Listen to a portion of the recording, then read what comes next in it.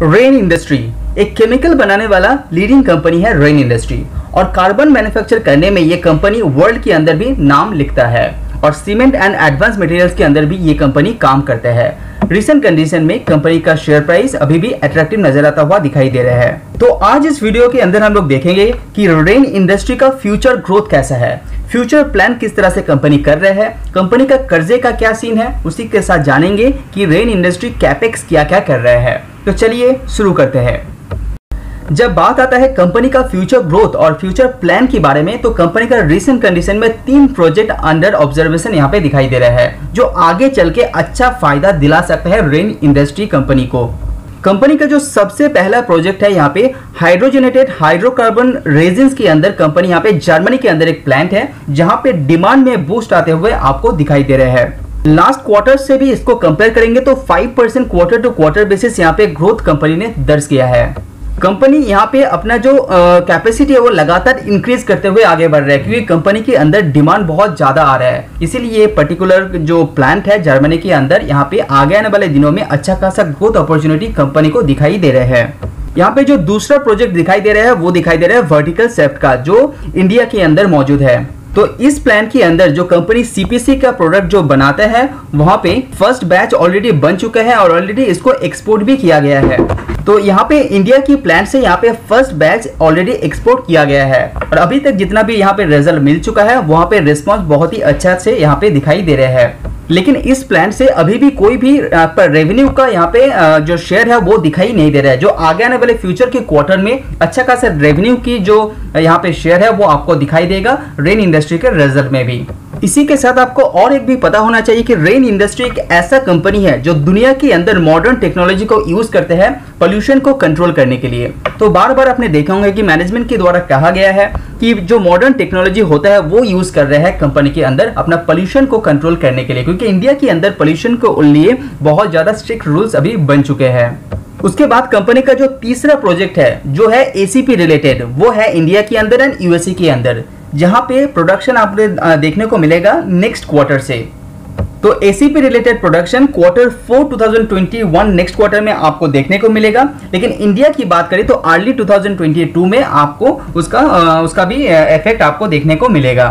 तो ये तीनों प्रोजेक्ट कंप्लीट हो जाता है तो रेन इंडस्ट्री के अंदर अच्छा खासा जो रेवेन्यू है वो ग्रोथ दिलाने में सक्षम हो सकते हैं। रेन इंडस्ट्री का लेटेस्ट क्वार्टर की रिजल्ट देखे होंगे तो लेटेस्ट क्वार्टर में कंपनी अच्छा खासा रेवेन्यू ग्रोथ यहाँ पे दे चुके हैं, क्योंकि यहाँ पे जो एल्यूमिनियम का ग्रोथ है वो लगातार इंप्रूव हो रहा है। जैसे कि आप देख पा रहे हैं हर पर्टिकुलर कंट्रीज के अंदर स्पेसिफिक के अंदर यहाँ पे एल्यूमिनियम का ग्रोथ यहाँ पे जारी है, क्योंकि कंपनी का जो प्रोडक्ट है वो एल्यूमिनियम रिलेटेड है, इसीलिए इसका प्रोडक्ट में भी इंप्रूवनेस आपको दिखाई दे रहे हैं। और बात आता है एल्यूमिनियम के प्राइस में, तो प्राइस में भी कुछ सालों का अभी टॉप में यहाँ पे प्राइस अभी रिसेंट कंडीशन में दिखाई दे रहा है।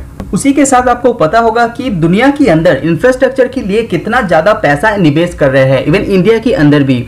तो इंफ्रास्ट्रक्चर के ऊपर निवेश होगा तो रेन इंडस्ट्री को उसका इनडायरेक्टली फायदा भी मिलेगा। और इसके अंदर और एक चीज फॉलो करने वाले होता है, क्योंकि यहाँ पे आप देख पा रहे हैं कि इन्वेंट्री जो है वो लगातार डाउन की तरफ जा रहा है, क्योंकि जो मार्केट में डिमांड बहुत बढ़ गया है।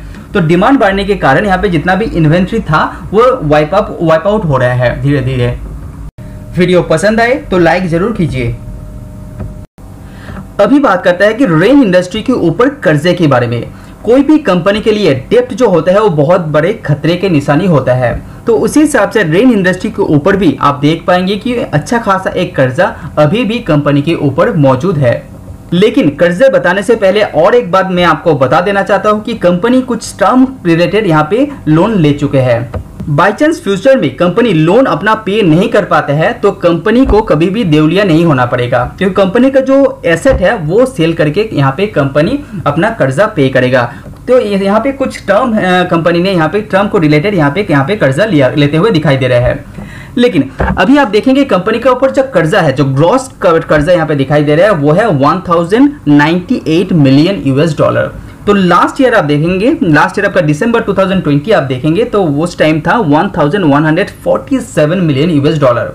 अभी टोटल डेट की बात करें तो रिसेंट कंडीशन में कंपनी के ऊपर 1110 मिलियन US$ का कर्जा यहाँ पे दिखाई दे रहा है।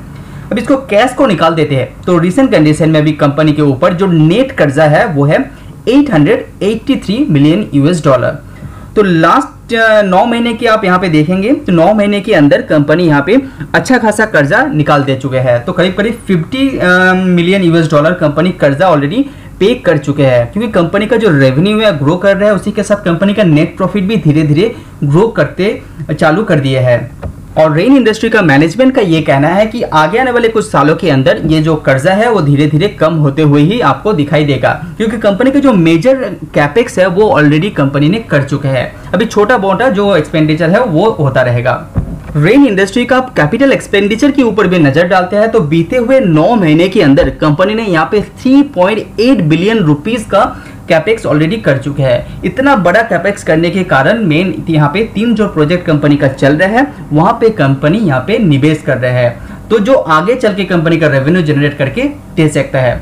तो कंपनी ये कर्जा भी उतार सकता है, वो भी धीरे धीरे। तो पूरा एनालाइज करने के बाद ऐसा लग रहा है कि रेन इंडस्ट्री का जो रिसेंट फ्यूचर है वो भी मिड टर्म के हिसाब से भी देखेंगे, वे शॉर्ट टर्म के हिसाब से भी देखेंगे तो कंपनी बहुत ज्यादा अट्रैक्टिव नजर आता हुआ दिखाई दे रहा है। तो अगर आप सोच रहे हैं कि कंपनी के अंदर आप निवेश करेंगे तो आप डिटेल्स में रिसर्च कर सकते हैं, क्योंकि कंपनी का जो प्लान है वो बहुत ही ज्यादा अट्रैक्टिव लग रहा है। और कंपनी के जो प्रोडक्ट की बात करें वो भी बहुत डिमांडेड है। कंपनी के पास सप्लाई कम है लेकिन डिमांड बहुत ज्यादा है, तो इसका फायदा कंपनी ले सकते हैं।